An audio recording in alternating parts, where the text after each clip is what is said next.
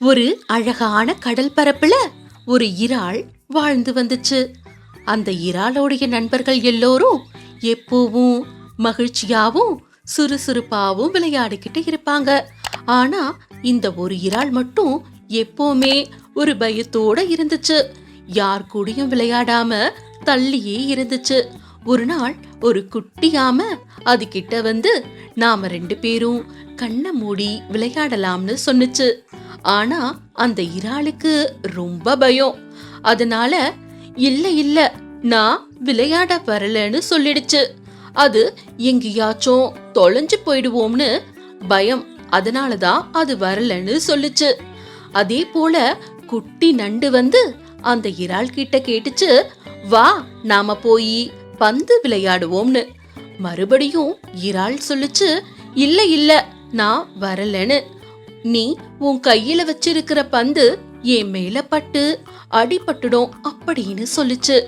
அதுக்கு அப்புறம் ஒரு ஆக்டோபஸ் இறால் கிட்ட சொல்லுச்சு, வா அந்த குட்டி வீட்டுக்குள்ள புகுந்து விளையாடுவோம்னு. இது ரொம்ப ஜாலியா இருக்கும்னு சொன்னுச்சு.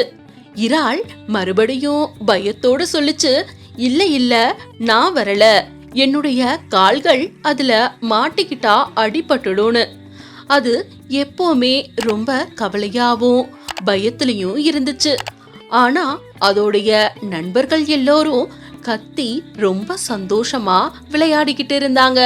நீ எங்க கூட விளையாட வராம நிறைய மகிழ்ச்சியான விஷயங்களை மிஸ் பண்ணிக்கிட்டு இருக்கேன்னு சொன்னாங்க. உடனே அந்த இறால் அங்கிருந்து போக ஆரம்பிச்சிடுச்சு. போகும்போது நினைச்சது, ஒருவேளை நாம விளையாட போனா அப்புறம் நமக்கு ஏதாச்சும் அடிபட்டா நாம என்ன பண்றதுன்னு. அதே சமயம் அது ரொம்ப தனிமையா இருக்கிறத உணர்ந்துச்சு.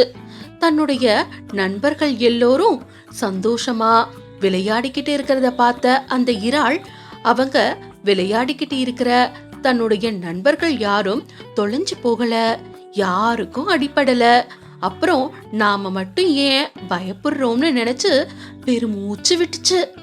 அது மனசுக்குள்ளேயே சொல்லிக்குச்சு, நான் இனி பயப்பட மாட்டேன், சந்தோஷமா என்னுடைய நண்பர்கள் கூட சேர்ந்து விளையாட போறேன்னு. அதே போல அது தன்னுடைய பயத்துல இருந்து வெளியே வந்து விளையாட ஆரம்பிச்சுது. ரொம்ப சந்தோஷமா இருந்துச்சு. அப்படிதான் குழந்தைகளா, நீங்களும் எப்போதும் இந்த தனிமையில இருக்கும் இறால் போல இருக்காம ரொம்ப மகிழ்ச்சியா நிறைய நண்பர்களை உருவாக்கணும். இந்த கதை நமக்கு என்ன சொல்லுதுன்னா, எந்த ஒரு விஷயத்தையும் தைரியமா முயற்சி செய்யணும். உங்களுடைய பயத்தால எந்த ஒரு அழகான விஷயத்தையும் நீங்க எப்பவுமே மிஸ் பண்ண கூடாது.